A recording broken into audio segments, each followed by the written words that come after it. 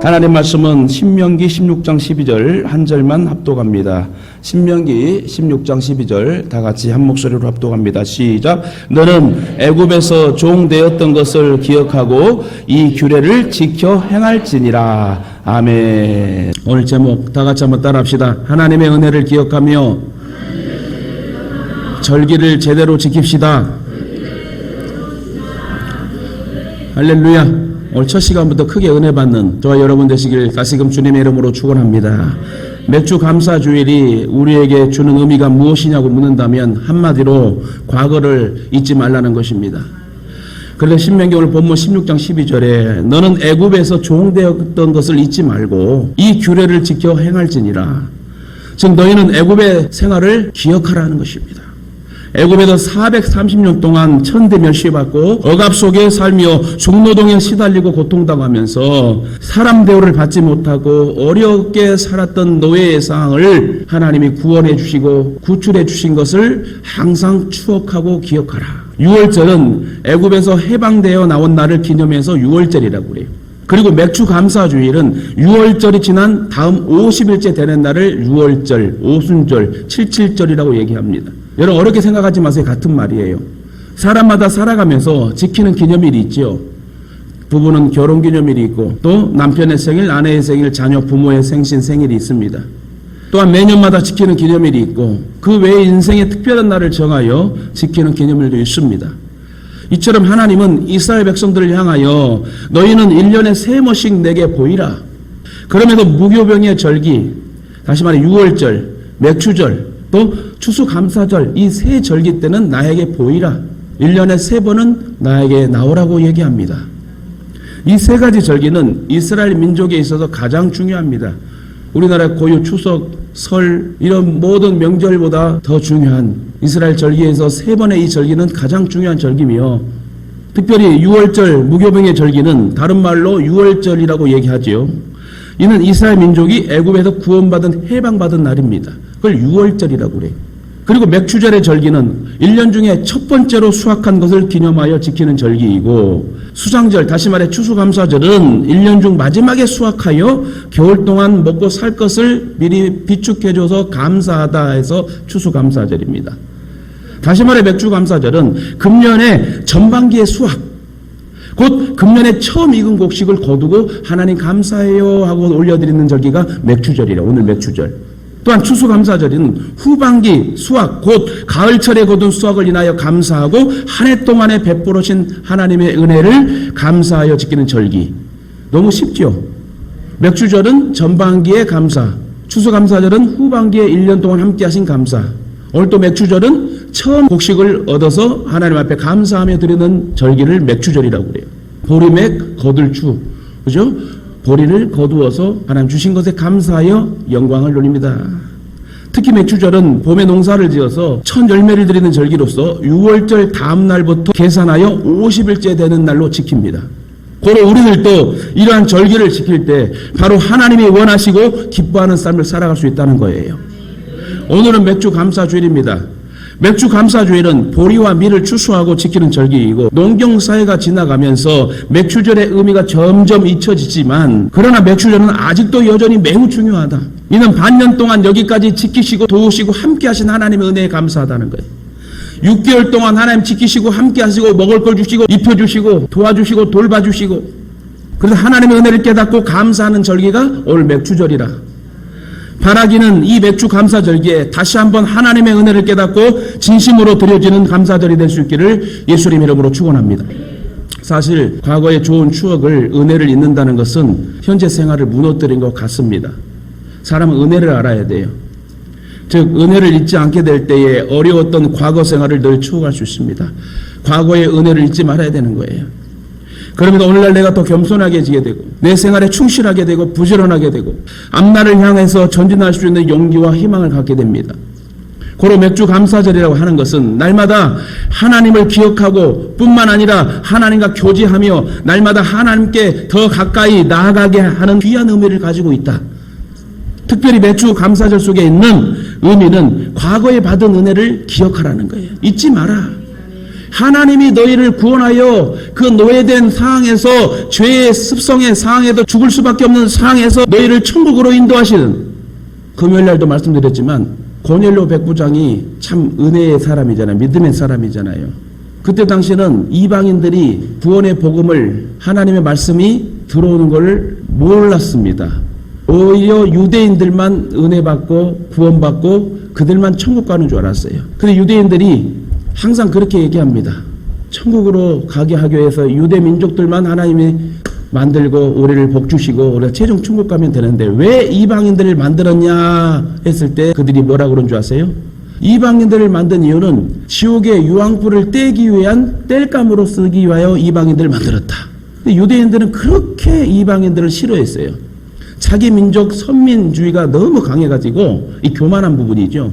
그래서 이방인에게 복음이란 거는, 하나님의 말씀이란 건 들어가지 않겠다고 생각한 거예요. 그래서 베드로와 고넬료의 환상을 통하여 그 편견이 깨져버립니다. 결국 이방인에게 복음이 전하여져서 이 복음이 우리에게까지 와서 오늘 은혜 받고 구원받았다는 것은 전적인 하나님의 은혜이다. 여러분 구원받음을 믿으십니까? 내가 당장 죽어도 천국 가심을 믿으십니까? 여러분 그리고 상급받는 성도가 돼야 돼요. 성도라 다 성도가 아니고, 여러분 교인이라 다 교인이 아닙니다. 여러분 절대 교인이 되지 말고 성도가 됩시다. 교회만 들락날락하는, 마당만 밟는 그런 마음의 믿음이 아니라 진짜 성도가 되어서 주님 나라 갈 때까지 힘들고 어렵고 지치고 기쁘고 슬프고 즐거울 때 하나님만을 바라보고 의지하고 달려가고 믿음을 지키며 나아가는 다니엘 같은 믿음을 확고히 할 수 있는 하나님의 사람 되시기를 주님의 이름으로 축원합니다. 애굽의 430년 동안의 노예 생활을 결코 잊지 말라는 말이 여러분 성경에 많이 기록되어 있어요. 이는 430년 동안 노예 생활에서 해방되었다는 것은 여러분 전적인 하나님의 은혜예요. 인류 역사에 노예 생활하다가 특별히 430년이라는 긴 세월 동안 노예 생활을 했어요. 430년의 노예 생활을 했다면 말도 이름도 다 잊어버린 거예요. 아주 애굽 사람입니다. 우리도 일제 핍박 때에 36년 동안 여러분 이름과 모든 걸 잊지 않았습니까? 이름도 못 쓰고 한국말도 못 쓰고. 근데 430년 동안 노예 생활했다면 아주 손조부터 할아버지, 아버지, 자녀, 손자 계속 그냥 태어나면 애굽의 노예야. 다시 말해 태어나면 애굽의 백성입니다. 애굽의 노예 백성. 근데 여러분 중요한 것은 이 430년 동안 계속 노예 생활을 했던 이 민족에게 하나님의 은혜와 사랑이 임하여서 모세를 통하여 그들을 여러분 인도하고 가나안 땅으로 밟게 하며 이제 애굽을 탈출하게 합니다. 오직 이스라엘 민족 단 한 민족, 이것은 전적인 하나님의 섭리였어요. 하나님의 기적이고 하나님의 함께 하심이었다. 하나님께 도와주셨습니다. 이스라엘 민족의 수고한 노력으로 된 것이 아닙니다. 그들이 갑자기 애굽에서 탈출한 게 아니고 하나님의 전적인 사랑과 은혜가 있었기 때문에 그 노예의 상황과 근성의 상황에서 구출해줬던 것은 하나님의 은혜이니 감사를 드려야 되지 않겠습니까? 다시 말해 저와 여러분이 지옥 갈 수밖에 없는 그런 위치의 상황에서 죄인이었음에도 불구하고 우리를 구원해 주시고 우리를 천국으로 인도하신, 다시 말해 나를 위하여 예수 그리스도가 십자가의 물값비를 쏟으신 이 사건은 저와 여러분에게서 너무너무 감사할 일이다. 하나님께서 모세를 세우시고 10가지 재앙과 기적을 보여주면서 바로로 하여금 어쩔 수 없이 이스라엘 민족을 해방시켜 주게 되고 결국 홍해를 건너서 광야 40년 방황 생활을 끝내고 가나안에 정착하지 않습니까? 저 여러분이 그래서 신앙의 인생의 노선에서 최종의 종착은 천국입니다. 최종의 천국 가나안 땅 우리는 들어가야 된다는 거예요. 여호수아 갈렙처럼 그 땅을 밟아야 되는 것입니다. 절대로 여러분 중도에 하차하지 마세요. 우리의 인생은 죽게 달렸어요. 몸도 마음도 주님이 허락해 움직일 수 있는 거예요. 나이 좀 더 들어보십시오. 우리 청년들 지금은 팽팽하죠. 조금 들어가봐. 이제 40대, 50대, 60대 돼보세요. 70, 80, 90대 보세요. 우리 딱 120살까지 삽시다. 그때까지 건강하게 하나님 역사하여 한 영혼이라도 더 전도한다면 하나님 우리에게 기력 주시고 물권, 경제권 주시고 축복의 환경으로 전도할 수 있는 역사로 아버지께서 체력을 허락하여 줄 줄 믿습니다. 그래서 내가 빨리 죽겠다, 아이고 죽겠네 이런 말 하지 마시고 하나님 제가 살겠습니다. 그 이유는 한 영혼이라도 내가 전도하겠습니다. 아직 내 믿지 않는 내 가족과 내 아들, 딸과 부모가 있으니 내가 꼭 전도하고 죽겠습니다. 이런 믿음으로 여러분 사시길 주님의 이름으로 축원합니다. 옆에 분 인사합시다. 꼭 전도합시다. 이 모든 일이 이스라엘 민족의 수고와 노력으로 된 것이 아니라 하나님의 은혜였다는 것. 그럼에도 불구하고 이스라엘 민족은 교만해서 하나님께 원망하고 불순종하여 우상 숭배를 합니다. 사도 바울도 자기가 과거에 하나님의 교회를 핍박하던 때를 기억하면서 고백하기를 나는 하나님의 교회를 핍박해서 사도라고 칭함을 감당치 못할 자라고 고백했어요. 즉 사도 바울의 마음속에는 내가 과거에 하나님을 알기 전에 하나님의 교회를 핍박하던 죄인 괴수라고 하는 마음을 가지고 나는 핍박자요 해방자라고 그는 날마다 회개하며 고백합니다. 그런 자신의 마음속에 과거를 생각하면서 자기 맡은 일에 더 열심히 정진하고 주의 일에 사명감을 가지고 일할 수 있었던 것은 오직 하나님의 은혜였다. 내가 죽으면 죽으리라는 신앙을 가지고 주님 때문에 주님을 위하여 내가 살 수 있었던 것은 주님의 도와주심이었다. 우리들도 마찬가지입니다. 하나님께서 우리에게 주신 은혜가 한이 없지만 하나님의 은혜를 깨닫지 못하고 내가 잘나고 내가 훌륭하고 내가 똑똑해서 이만큼 성공하고 이만큼 높아지고 이렇게 살고 있다는 것 착각과 교만이라는 거예요. 그러니까 하나님께서는 이스라엘 민족에게 뭐라고 말씀하셨습니까? 신명기 출애굽기를 여러분 보게 되면 너희들이 먹고 너희들이 아름다운 집을 짓고 너희들이 은근히 풍부하고 너희들이 많은 재산을 소유했다고 해서 교만하지 말아라. 바로 그것은 하나님께서 너희에게 허락하신 것이니 하나님을 기억하라고 말하고 있는 것입니다. 뭐라고요? 너희들이 은금이 풍부하고 너희들이 많은 재산을 소유했다고 해서 교만하지 말아라. 다시 말해 지금 이제 좀 먹고 살만하니까 배부르다 해서 교만하지 말아라. 더욱 주의 성전에서 기도하라. 네 자리를 지키라는 거예요. 정말 하나님의 자녀답게 살면요 복이 임할 수밖에 없는 거예요. 왜 삐그덕거리고 아프고 힘든 줄 아세요? 여러분 신앙을 한번 점검해보세요. 솔직하게. 저는 요즘 말씀을 준비하면서 많이 찔림을 갖고 있습니다. 진짜 이렇게 하게 되면 진짜 온전한 11조, 온전한 절기, 온전한 몸과 마음의 땀방울의 원천을 통하여 내가 복을 받고 나눌 수 있는데 내가 지금 제대로 지금 신앙생활을 하고 있는지, 말씀은 진짜 듣고 있으면서도 한 귀로 듣고 한 귀로 흘러버리지 않는지, 진짜 말씀이 여러분 뇌마로 꽂혀서 여러분의 마음의 심정을 돌이킨다면 여러분 진짜 행동으로 옮겨 복을 받는 사람이 돼야 돼요. 특히 우리가 받은 하나님의 말씀과 진리는 어느 날 갑자기 순식간에 만들어진 것이 아닙니다. 어느 개인에 의해서 만들어진 것도 아니고 수천 년 동안 많은 순교자들의 피로 말미암아 우리는 복음을 얻게 되고 복음을 알게 되고 구원을 얻게 된 사실을 여러분 잊지 말아야 됩니다. 그러므로 이 정통 교례를 우리가 굳게 지켜나가고 또 이렇게 아름다운 말씀들을 우리에게 계속 이어지게 하는 이 은혜는 신앙의 선조들에게 우리는 또 감사해야 되고 하나님 앞에 영광 돌리며 살아야 됩니다. 오늘 우리들은 이와 같이 하나님이 주신 은혜를 감사하면서 내 개인에게 주신 은혜, 내 가정에게 주신 은혜, 우리 자녀에게 주신 은혜, 부모에게 주신 은혜 모두 감사하면서 우리는 살아야 된다네. 오늘 찬양하셨던 우리 찬양단들 감사 모든 것 주님의 감사 항상 입버릇이 감사해야 돼. 특히 좋은 때만 감사하면 기독교인이 아니에요. 슬플 때도 감사해야 돼. 괴로울 때도 감사해야 돼. 속상할 때도 감사. 따라합시다. 기쁠 때도 감사, 괴로워도 감사, 항상 감사. 할렐루야. 감사하면은요 은혜가 넘치고 감사의 환경으로 확 바꿔준다니까요. 다시 말해 기독교인은 좋을 때만 감사하는 게 아니라 좋을 때나 기쁠 때나 슬플 때나 괴로울 때 항상 감사로 나아가는 하나님의 사람이 진정 기독교인이다. 그래서 다윗이 유명한 사람으로 성경에 기록되지 않습니까? 그는 다른 것 없어요. 힘들고 어려울 때 쫓기고 핍박을 당했을 때도 기쁠 때도 그는 찬양하며 감사하는 일을 그치지 않았어요. 감사함으로 그 문에 들어가 그의 궁정에 들어가. 할렐루야. 우리가 그런 믿음의 마음을 가지고 우리의 삶 속에서 항상 감사합시다. 뭐가 좀 풀리지 않다 해서 아우 짜증나 이러지 말고 그냥 암만 하지 마. 그리고 속으로 하나님 감사하기로 합니다. 감사합니다. 그러면 순간 하나님이 조정해서 감사의 생각의 마음을 행동의 환경으로 바꿔줘. 축복의 역사가 나타나게 될 줄 믿습니다. 여러분 가난하잖아요. 질병이 있잖아요. 솔직히 죄 짓고 살잖아요. 어려움을 당하잖아요. 그러나 여러분 그때마다 감사하면 하나님 감사의 거를 주신다니까요. 진정한 성도의 특징은 무엇이냐면 하나님께 감사하는 것으로 나타나게 되는 것입니다. 감사를 잃으면 이미 성도가 아니에요. 힘이 들어도 감사하고 감사하고 감사하고 고통스러워도 감사하고 잘 때도 감사하고 깰 때도 감사, 움직여도 감사, 일해도 감사, 운전할 때도 감사가 있을 때 그 마음에 기쁨이 있는 거예요. 솔직히 여러분 마음에 감사합니다 그러면 여러분 감사가 넘쳐.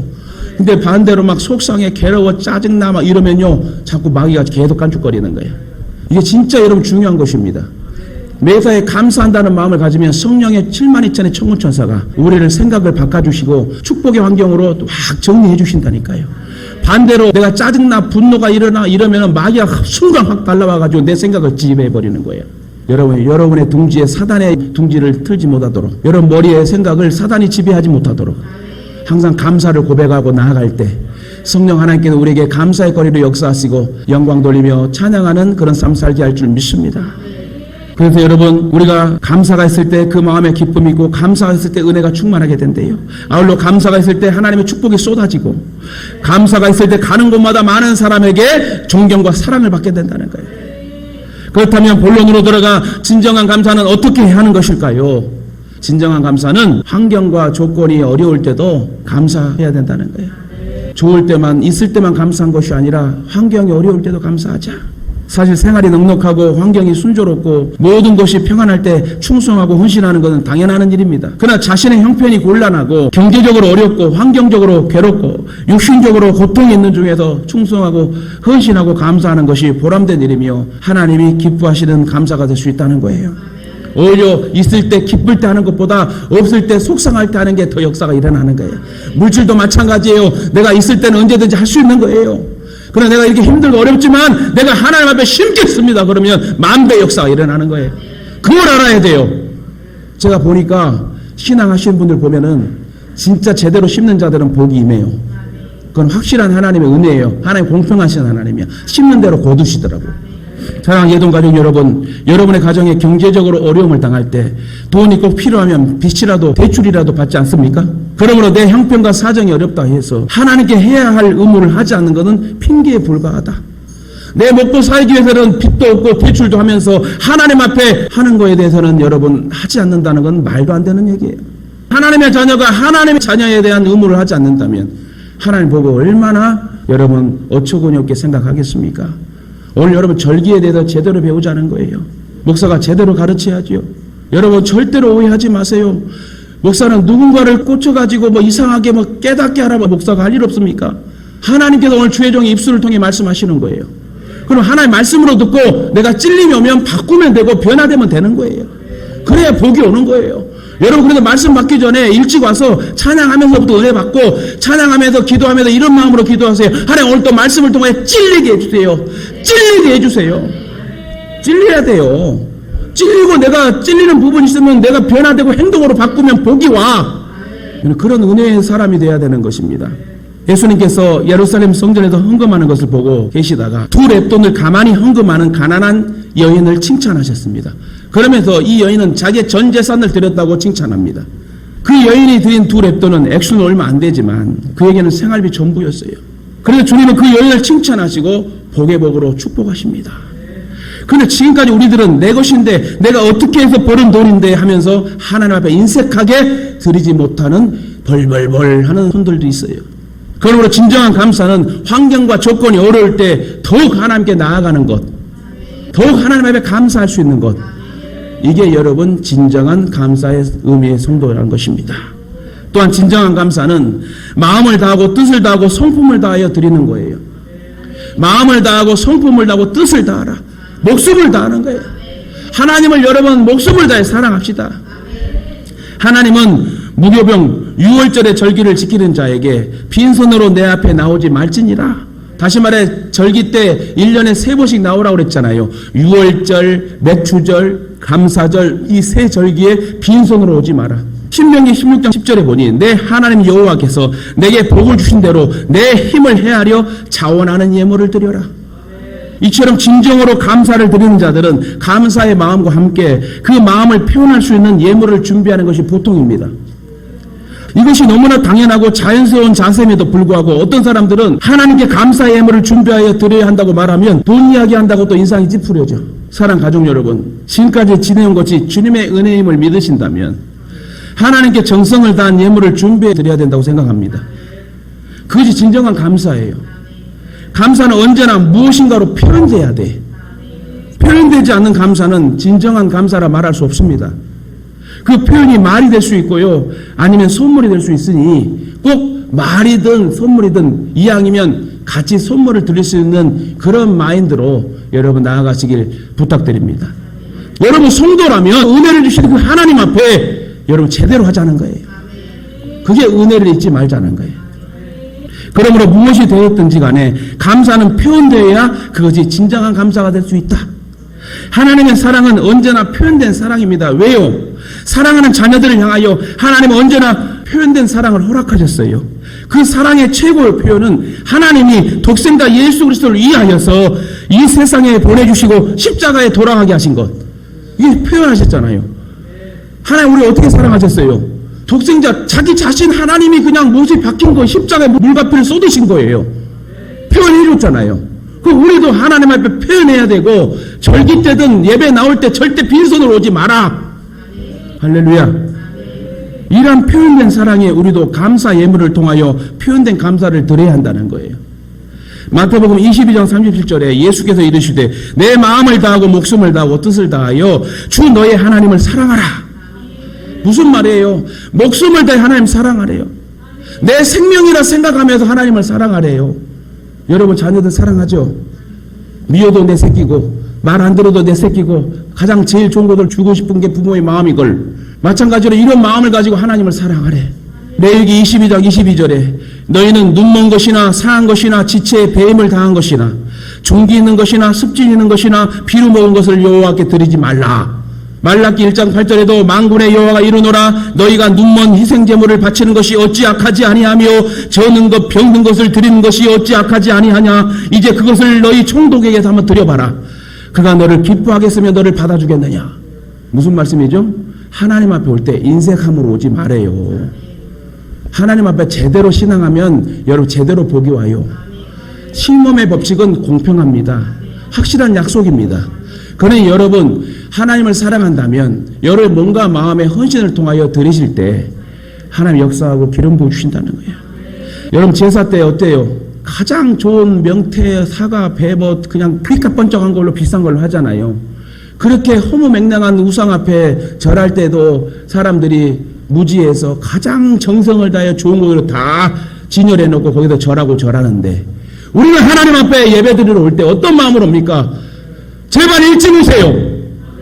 일찍 와서 예배 제대로 드리시고 제대로 된 11조, 제대로 된 절기, 제대로 된 여러분 헌신, 봉사합시다. 교회 오면은 내가 뭐 할 거 없을까? 휴지 조각 없을까? 아이고 의자 위에 먼지 있지. 아 저 뒤에 스피커 위에 먼지 있으면 내가 다 닦아놔야 되겠다. 이런 마음으로 여러분 할 수 있으면 할 수 있는 거예요. 어쨌든 여러분 중요한 것은 하나님 앞에 진짜 감사를 표현할 수 있는 행위가 돼야 되고 여러분 마음이 돼야 된다는 말씀을 드리는 것입니다. 감사절기는 분명 지금까지 하나님께서 베풀어 주신 은혜를 기억하며 진심으로 감사하는 절기예요. 은혜에 감사하여 드리는 절기이지 무엇을 바라고 감사하는 것이 아닙니다. 그럼에도 주님은 감사하는 자에게는 이런 축복을 허락하신다고 분명히 말씀하고 있습니다. 감사는 또 다른 감사를 낳습니다. 감사는 하나님의 축복의 씨앗을 심는 거예요. 내가 감사할 때 자녀들이 축복을 받습니다. 미국이 오늘 이렇게 복을 받은 것은 그들이 선조들의 감사의 씨앗이 심어졌기 때문에 그래요. 이처럼 우리들도 하나님을 향한 사랑과 예의가 절대적으로 필요함을 느끼고 최선을 다해 주님을 사랑하시길 주님의 이름으로 축원합니다. 진정한 감사는 마지막으로 형편이 어려울 때 더 붙이는 거예요. 형편이 어렵다 해서 그냥 내가 아이고 내가 뭘 드릴 게 있어 못해 이러지 말고 할 수 있게 하신 하나님의 능력을 바라보라는 거예요. 이스라엘 나라에 3년 반 동안이나 기근이 들어 먹을 것이 없을 때에 있습니다. 그때 사르밧 과부는 엘리야 선지자를 공개하여 3년 반 동안 밀가루와 기름과 물이 떨어지지 않는 축복의 역사를 맞이합니다. 아시다시피 사르밧 과부가 먹을 것이 많을 때에 엘리야 선지자를 공개한 게 아니에요. 마지막 식량을 주의 종에게 대접합니다. 밀가루 한 움큼과 남은 것을 생명수와 같이 여러분 귀한 물 한 컵 남은 것으로 반죽을 하여 이제 마지막으로 이 조금 남은 기름으로 아들과 함께 먹고 이제 죽음을 기다리며 마지막 식사를 하려고 했던 이 상황 속에 엘리야 주의 종이 딱 지나갑니다. 근데 다른 사람 같으면은 소금을 뿌렸을 거예요. 아 이런 다 죽는 판이 없는 판에 이제 마지막으로 음식 한번 해먹고 내 아들과 죽을 것을 기다리고 있는데 죽을 날을 기다리려고 지금 하고 있는데 당신 뭐요? 할 수 있는데 이 사르밧 과부는 그러지 않았어요. 주의 종을 극진히 대접하여서 그 아들과 먹을 것을 주의 종에게 대접합니다. 어디가 꿀 데도 없습니다. 살래야 살 돈도 없습니다. 가뭄이니 3년 6개월 동안. 근데 그것을 엘리야 선지자를 위하여 공개하였더니 그 기간이 다 지나도록, 그 가뭄이 다 지나도록 3년 6개월 동안 밀가루와 항아리와 기름병과 물 항아리가 가득가득 넘쳐났대. 할렐루야. 이게 믿음이에요. 이게 믿음. 있을 때 하는 건 당연히 해야 되고 없을 때 하는 것이 진정한 믿음이야. 많은 사람들이 나는 가난해서 못해, 나는 집안 식구들이 믿지 않아서 못해, 우리 농사를 조금밖에 안 지어, 이런 등등의 이유를 앞세워서 자신을 그럴듯한 말과 생각으로 자신을 비하시키면서 자기 먹을 것만 챙기는 사람들, 그래서 하나님 앞에서 인색하여 감사와 헌금을 형식적으로 드리는 사람들, 이거 고쳐야 돼요. 절기 때 10,000원짜리 내면 안 돼요. 여러분, 누구에게 말하는 것도 아니에요. 이것은 제가 10년 전부터는 저는 개척할 때부터 가르쳤던 말씀이요, 적어도 3번의 절기는 제대로 지키자는 거예요. 하나님 말씀하셨으니. 이와 같은 것은 진정한 감사가 될 수 없습니다. 벳세다 들녘에서 보리떡 5개를 예수님께 바친 소녀는요, 자기가 먹으려고 쌓은 도시락을 주님께 바쳤어요. 자기가 먹으려고 도시락을 쌓았는데 그냥 예수님의 말씀이 너무 좋고 감사해서 은혜 받았어요. 예수님 드세요. 이 어린아이가 줬어요. 드렸어요. 그것을 받으신 주님의 마음이 감동을 받게 됩니다. 그런데 오병이어를 여러분 받으신 주님이 축사하실 때에 5,000배, 10,000배 역사가 기록되잖아요. 그게 오병이어의 기적이에요. 어린아이의 도시락 사건이 10,000배 역사가 일어나 버립니다. 말씀 맺겠습니다. 어떤 사람이 시험을 하기 위하여 병을 2개를 구했어요. 그리고 한 병에는 속에 밥을 집어넣고 써붙이기를 감사합니다 라고 써붙이고, 또 한 병에는 밥을 집어넣고 써붙이기를 망할 자식 원망합니다, 저주합니다 라고 써 있었어요. 그런 후 초등학생들에게 1달 동안 이렇게 말을 하라고 합니다. 한 학생은 1달 동안 감사합니다, 감사합니다 그 병을 보고 지나가요. 그렇게 1달 동안 말하고 또 한 병 앞에서는 망할, 저주, 원망합니다 이렇게 하고 이제 지나갑니다. 1달 지나고 보니까 깜짝 놀라운 일이 생깁니다. 감사합니다 하고 초등학생이 말하고 한 그 병에는 노랗게 아름다운 색으로 누룩이 되어버렸대. 아주 향기나는 누룩이 되었는데, 근데 반대로 망할, 원망, 저주 이렇게 이제 써있는 이 병에 속에 밥을 열어봤더만 완전히 고약한 냄새가 나고 썩어버렸다는 거예요. 이처럼 감사에는 위력이 있습니다. 감사에 힘이 있습니다. 감사는 문제 해결의 능력이 있습니다. 사단의 권세를 박멸하는 힘이 있습니다. 고로 감사로 여러분 승리하시길 바랍니다. 감사를 통해서 희망을 갖게 되고, 감사를 통해서 소망하고, 감사를 통해서 용기를 얻게 되는 거예요. 그래서 여러분 부모님들 자식들에게 정말 감사로 키우세요. 축복의 말만 하세요. 좋은 말만 하세요. 때로는 아닌 부분은 확실하게 여러분 충고도 해야 되겠지만, 부모와 자식과 자식이 부모가 마찬가지지만 모든 대인관계 속에 여러분 축복의 말이 오가고 행동으로 가면은 여러분 어디 가나 인정받습니다. 고로 감사를 잃어버리면 다 잃어버립니다. 감사 잃어버리면 기쁨과 즐거움도 다 여러분 잊어버립니다. 하나님의 은혜와 축복도 잊어버립니다. 마음속에 사랑도 잊어버립니다. 감사 잊어버리면 인생 자체를 잊어버린 것과 똑같은 거예요. 감사가 살아있을 때 은혜가 살아있는 거예요. 감사가 살아있을 때 기쁨이 살아납니다. 하나님의 축복이 살아납니다. 그러므로 감사를 회복하시길 바랍니다. 감사를 다시 붙드시길 바랍니다. 감사를 다시 찾으시길 바랍니다. 감사를 많이 하면 많이 감사가 옵니다. 감사의 조건이 많이 찾아오게 되고, 감사를 크게 하면 큰 감사의 조건들이 찾아오게 되는 거예요. 그래서 감사를 습관화하시길 바랍니다. 감사를 생활화하시길 바랍니다. 감사를 체질화하시길 바랍니다. 우리를 진정 행복하게 하는 것은 바로 감사라고 하는 것이에요. 우리의 삶 속에다 생각을 감사로 하고, 우리의 말을 감사로 하고, 우리의 행동을 감사로 표현한다면 여러분 정말 존경받는, 칭찬받는 주의 사람이 되게 될 줄 믿습니다. 특히 감사로 일관된 삶을 통하여 여러분들이 날마다 행복한 삶의 주인공이 되시길 주님의 이름으로 축원합니다. 여러분 감사를 통하여 진정으로 복을 받기 원하십니까? 그렇다면 잠언 3장 9절에 이런 말이 써 있어요. 내 재물과 내 소산물의 처음 익은 열매로 여호와를 공경하라. 그리하면 내 창고가 가득히 차고 내 집틀에 새 포도즙이 넘치니라. 맥주 감사절을 지키는 성도에게 주시는 축복에 대해서 성경은 말씀하시기를 창고가 가득히 찬대요. 무슨 창고가 가득히 찹니까? 육의 창고가 가득히 차고요, 건강해진다는 거예요. 우리의 심령이 가득 차게 되고 우리의 영의 창고가 가득하게 된다는 거예요. 사람이요 돈이 많아도요 심령이 연약하면 못 살아요. 마음이 평강이 있어야 돼요. 차라리 돈이 없어도 마음이 평강하면 살 수 있어요. 근데 우리 성도들 이거 정말 중요할 것 같아요. 어려움을 당할 수 있어요. 속상한 일이 터질 수 있어요. 근데 순간순간 여러분 그 환경에 노출되지 마시고 여러분 주저앉지도 마세요. 하나님의 놀라운 계획과 비전이 있고 하나님 우리를 자녀라 일컬어 주시고 너는 내 아들이야, 너는 내 딸이야, 내가 너를 지명하여 불렀나니 넌 내 것이라고 하나님 우리를 창조하시고 하나님이 설계도를 갖고 계시고 하나님이 끝까지 천국으로 인도하신다 했으면 내 아버지 하나님 아닙니까? 여러분 어떻게 아버지 하나님이 우리를 버릴 수 있겠어요? 어떻게 우리 아버지 하나님 우리를 모른다 할 수 있을까요? 내일 일은 난 몰라요. 하루하루 살아요. 불행이나 요행함도 내 뜻대로 못해요. 여러분 찬양의 복음성가처럼 내일 일을 모릅니다. 우리 하나님께 맡깁시다. 여러분 하나님은 드리는 자의 하나님이시며 드리는 자를 축복하신대요. 하나님은 축복하시기 전에 반드시 먼저 드리라고 그래요. 열왕기상 18장 30절 이하의 말씀에 엘리야 선지자가 바알과 아세라 우상을 섬기는 자들 850명과 기도의 대결을 할 때에 송아지를 번제로 드렸습니다. 먼저 3년 반 동안에 계속된 가뭄에도 불구하고 그 귀한 물을 어떻게 12통을 얻어가지고 여러분 다 붓습니다. 그랬더만 엘리야의 기도가 하나님 앞에 상달돼갖고 불이 임하여가지고 여러분 완전 놀란 역사를 성경은 기록하지 않습니까? 3년 반 동안이나 피 한 방울도 내리지 않고 이슬조차도 내리지 않던 하늘이 열리고 피가 막 쏟아져 버립니다. 할렐루야. 하나님께서 받기만 하던 이스라엘 민족에게 드리라고 하신 것은 왜 드리라고 할까요? 이스라엘 민족을 축복하시고 더 좋은 것으로 풍성하게 해주시기 위하여 드리라 그러는 거예요. 하나님이 없어서 우리들에게 드리라고 한 게 아니에요.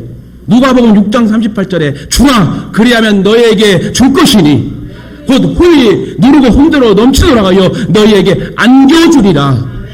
제발 여러분 퍼줍시다. 움켜잡지 마세요. 나만 살려고 하지 마세요. 하나님 앞에 한번 해보세요. 이웃들에게 한번 해보세요. 추구하는 객과 고와 가부에게 한번 해보세요. 분명히 하나님은 나를 역사하시고 뜨신다는 거예요. 그러므로 하나님이 드리려고 한 것은 우리들을 복주시기 위한 것들이니까 오해하지 마시고 제대로 절기를 드리고 제대로 예배 신앙해요. 영광 돌리면 여러분 하나님이 막 쏟아 부어 주시는 거예요. 그게 진정한 복이라는 거예요. 하나님은 절기를 감사함으로 지키는 자들에게 영원한 하나님의 나라의 새하늘과 새 땅뿐만 아니라 이 땅에서도 영육의 모든 평강의 복을 주신다는 거예요. 하나님의 사랑과 은혜의 축복을 받는 길은 하나님이 기뻐하시는 일을 해야 되는데 하나님 말씀대로 사는 것이에요. 감사로 나아가는 것이고 1년에 3번 절기를 지키고 나한테 오라고 한 것은 지키면 되는 거예요. 하나님이 기뻐하시는 일이 바르게 제대로 감사하는 생활입니다. 오늘 맥주 감사자를 맞이하여 우리들은 하나님의 모든 은혜를 다시 한번 헤아려보고 제대로 바르게 감사하는 자가 되고 감사가 넘치는 성도가 되시길 주님의 이름으로 축원합니다.